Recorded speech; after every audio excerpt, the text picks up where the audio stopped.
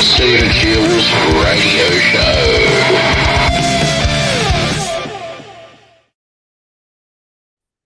Hi, Carrie. How are you? And welcome to the Stephen Shields Radio Show. I know that you're a teacher on Insight Timer, same as myself. And yeah, how's things with you? Yeah, they're going great. Loving Insight Timer. It's an amazing place to jump into meditation. Hey? Yeah, I actually come across your work a couple of years ago. I think it was pre sort of pandemic. And how did you start publishing there? Uh, Interesting story. I went to see a healer or an energy Hmm. worker in this town I live in, and at the time I was hosting like very small groups of meditation, like maybe four people would come, and she said Hmm. to me, "You need to get on Insight Timer." Had an insight, and this was like Mm. 8 years ago. I'm so Mm. thankful because I'd never heard about it, and I think getting on an app earlier on, it really helps you build an audience or a following. So now I have this big, awesome group of people that I get to connect with through live meditations and that listen to guided meditations. Yeah. Yeah, that's good. I came across it probably 2018, and I can remember at the time it was pretty small and it was good. I started publishing my own music compositions there. I do it because I love to do it pretty much. Yeah. Yeah. And it's grown now, right? They're at 30 million uh, Mm. people on the app, which is pretty significant for like a niche specific to meditation and music. Mm. Yeah, there was a problem where Apple wanted to take like 30% revenue share off subscriptions, which was just not fair. I mean, how slack can that be? That a big tech company can do that, eh? Yeah, it seems very unfair, like they're taking advantage Mm. of that situation. And at this point, it's still 30% of donations made to teachers are being given Mm. to Apple. Yeah, so not stoked about that, but Mm. what can you do fighting against a big corporate giant, right? Mm.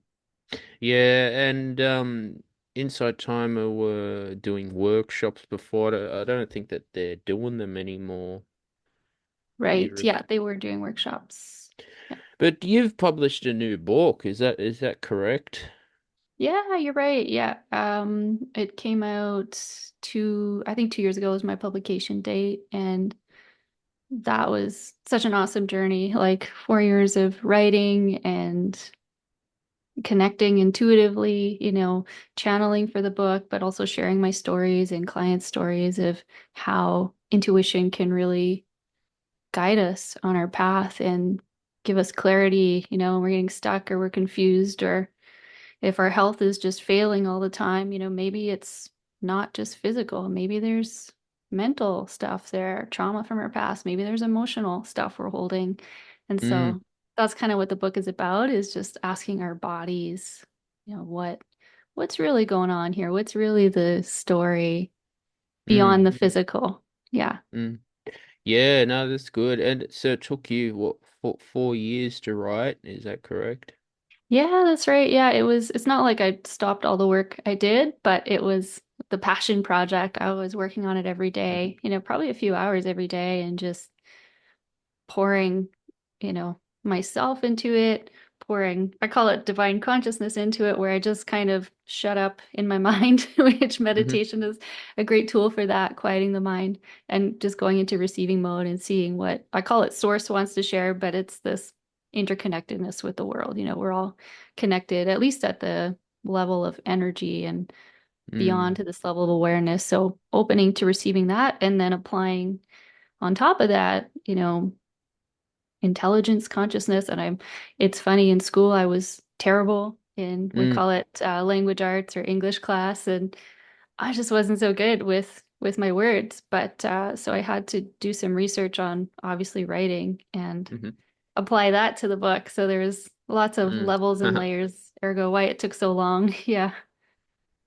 No, I can relate from writing my own music stuff too. It took me quite a number of years to start self-publishing too. I had a lot of fear. of rejection. But no, it was about 2020s when I started to, yeah, publish, which is pretty cool. Yeah, that's such a good point. It's so scary coming out into the world and sharing something that gets to be judged, and it's not like it's still a struggle. I feel like over the years I just got better at seeing, the 1 in 50 reviews that's ultra negative and the rest are great. And that one negative in the beginning would just feel like a dagger to the heart and Yeah. just hit me so hard, and I would forget about all the Okay. beautiful reviews, but now it's a lot lighter. What about you? How have you faced that kind of opening yourself up to be more vulnerable and sharing through your music, through your podcast? Mm. Well, that's it. I mean, that's what content creation is. You've got to just be open to as much criticism as you can, I guess. And look, the first time when I published Carrie was I was criticized about my sound at the time, and I was something to basically improve was my sound. I took that as positive stuff. What criticism have you had when writing your books? Mm. Yeah, a lot of it was super helpful. I had this one friend who I used to be an esthetician, and she was always super science-based, evidence-based. And I was just like, oh, I'm just in the feeling of it. I'm doing it because I'm passionate. And I tend to lean that way, especially in intuitive work. I'm like, oh, it's coming through. I'm trusting it. And, she said to me, um, it wouldn't hurt to include, some studies, some scientific evidence in your book, right? Mm, And not that that was like a criticism, but in a way it was. She knew me well, and she knew that definitely wasn't on my mind. And I'm so happy I did, because I also enjoy writing scientific reviews and evidence-based studies. And so like, why not, put that into my book? And right now I'm working on a course based on the book. I want to teach this to like massage therapists and physiotherapists and osteopaths and acupuncturists, how to apply intuition into mm, the work that they do. But before I get there, I've just decided, all right, I'm going to conduct a study, more of a case study of like 20 people where we're applying this, and I'm trying to be as objective as possible, and apply that because it is important. So yeah, criticism can be wonderful. It's just, I think, when it gets a little nasty and personal of like, what mm, is that god awful music, or yeah, just speaking gibberish or something like that. And it's like, oh my gosh, I just put my heart and soul into this piece. And, mm, it's being criticized for the personality that's coming through, or the person that's coming through. That's subjective. That's very independent, and it's fine for people to have opinions. But when they start, it's almost mm, like, that distance of them forgetting you're a person receiving these reviews and not mm, acting out of compassion or mindfulness, and being like supportive with their criticism. Instead, it's almost like there's nothing supportive coming through. They're just literally trying to tear mm. you down. I don't love that. Yeah, no, exactly. I mean, I found yeah too that you just got to build a I'd say a thick skin to it. Um, Try not to take it personally. I feel that anyone could write bad reviews, but I've just learned to not let it get to me, not learn to let the little stuff get to me. Because as I said, like you said, yeah, you're right because you want to, and all you can do is just the best thing that you can. Yeah, absolutely. And I think that's like a good segue into meditation and mindfulness. Is it gives us the practice to develop those tools of kind of zooming out into the bigger picture, even outside of this identity of the I or the me, Carrie, the Mm, you, Stephen, of, mm, oh, I am being harmed by someone else's comment, and just kind of dropping the narrative, dropping the story, and just being present with reality, which is, hey, mm, everything's actually fine in this moment. there's no threat to the individual. There's no threat in Mm, life, actually. It's just something we make up in our minds as being threatening to us or our sense of self. Um, mm. yeah. So tell me about your journey. Were you always wanted to self-published, or were you going through a publishing company? Oh, yeah, that's a great question. That was quite a journey. And it took a while to come to this decision of self-publishing. I Mm, really wanted a publisher. From the start, I just felt the goal of writing a book is to share it with as many people as possible. And I'm not a marketer or, a big business person having those expertise to really get this out there. mm, And when you go through a publisher, they kind of do all the fine details for you. They like to choose your cover mm, page, help you with even your title, some big decisions in the book. They do the format editing, the copy editing, all of these pieces that when you decide to self-publish, you have to figure that all out on your own. And so I was a little intimidated in the process for sure. Um, I went through the steps of trying to find a literary agent and mm, applying to many, getting nothing in return, I want to say. And then just trying to go straight to the publishers myself. You kind of grab a literary agent and then they help you grab a publisher, um, or give you a chance. You can't even apply to some publishers without an mm, agent. So, I was going at that for about a year while I was still in the process of writing and revising, and nothing was flowing and moving. And I was feeling like, I was hitting this resistance or this wall. Like, okay, it's not flowing. When this book flowed like magically and so joyfully through me, now this step is getting stuck. So I kind of took my own advice I would give somebody else, which is ask your intuition what to do in the mm, situation. Because I was just using my logical mind of like, oh, it needs to be this way. It's not mm, working out mm, this way. Let me just keep pounding on the doors. It's not happening. And so I channeled and I asked the universe, the unknown, this mm, question of like, well, what am I supposed to do here? And I wrote down like self-publish or go through a traditional publishing house, and self-publishing. It was so clear. There was just this feeling of openness and flow. And then mm, I asked for specific steps, and it was like, okay, well, you don't have to do everything on your own. You can hire out the help for your title page design and your copy editor and your format editor, and then it was suddenly just very simple and clear to me, like, oh, it's not so hard as I had thought it was going to be. And all right, I'm going to do it. And it's small steps at a time. And it was actually really enjoyable because then I got to pick the people I really wanted to work with on the book, who, my main editor was like into energy and intuition. And I love that she understood, what I was talking about. She had a better concept of it, a better grasp of it. So the editing was just really beautiful and like powerful suggestions.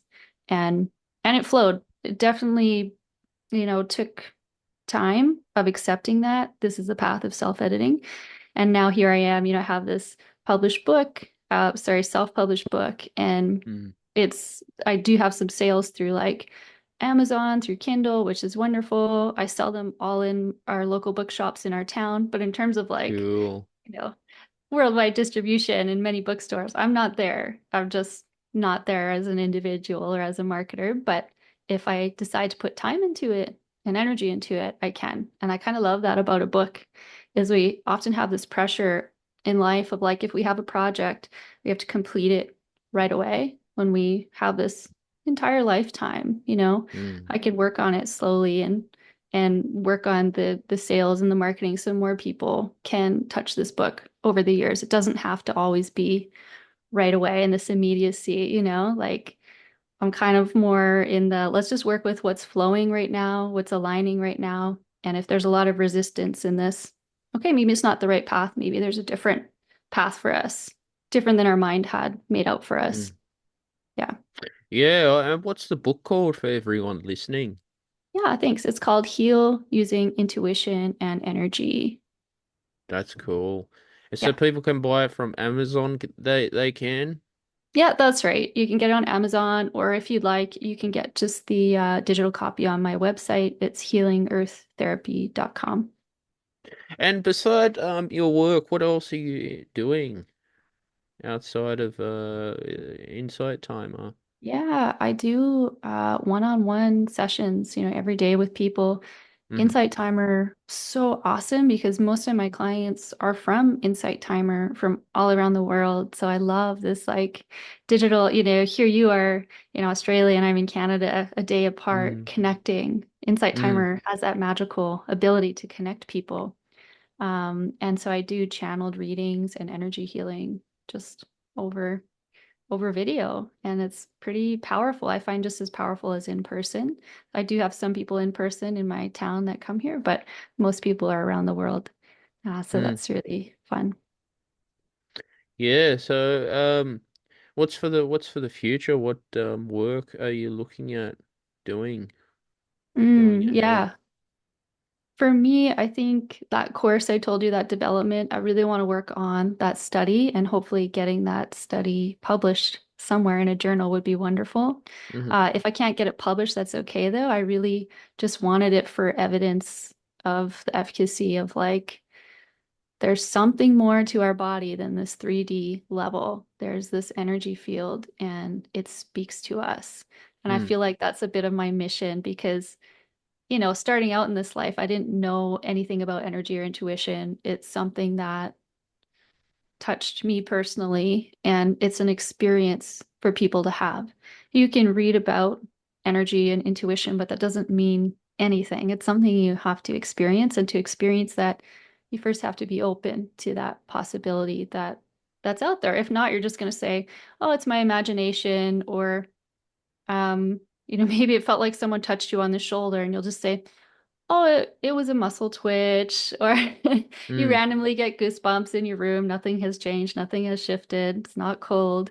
Like little signs and things like that. People, I think you can choose to overlook them, or if you're open-minded and you know that energy is a possibility and that intuition can speak to you. All right. Now we have this extra dimension to life that can really enrich our lives, make it a lot more fun, a lot more interesting, and also Mm. not feel so lonely. Like this person with this one mind and the experiences I have to figure everything out.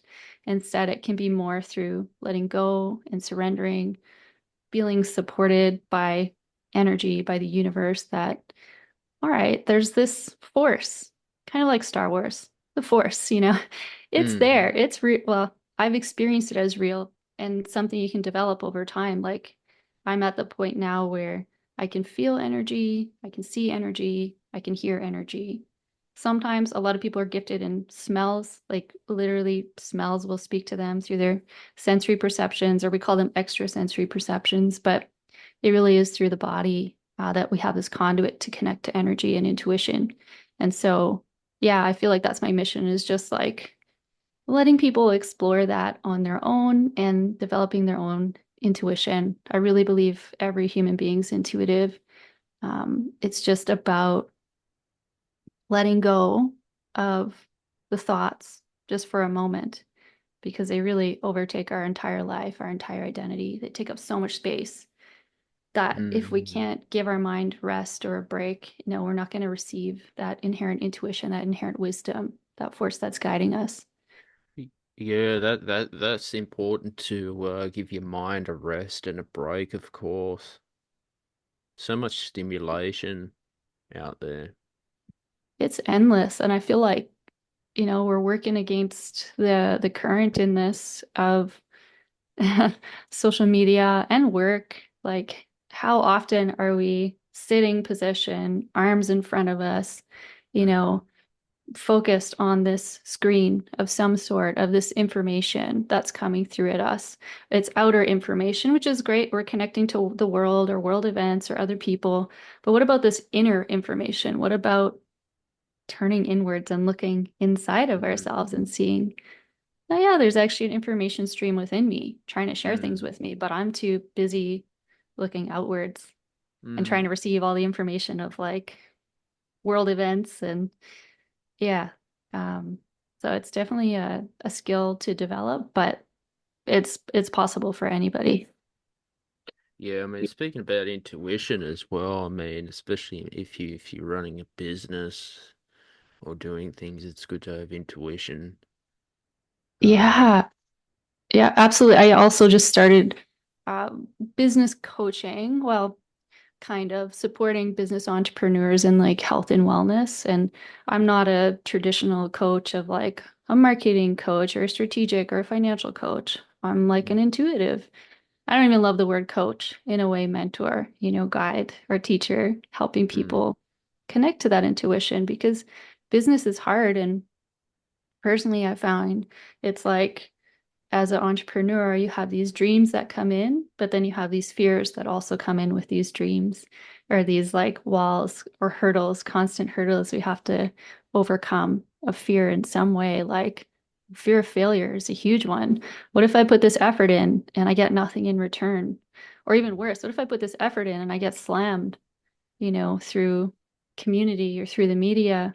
Um, so there's all these like fears we constantly have to face in being a creator, being an entrepreneur, and exposing ourselves in a way.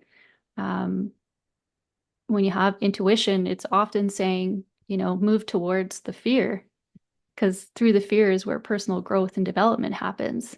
We can overcome that fear of, well, so what if you fail?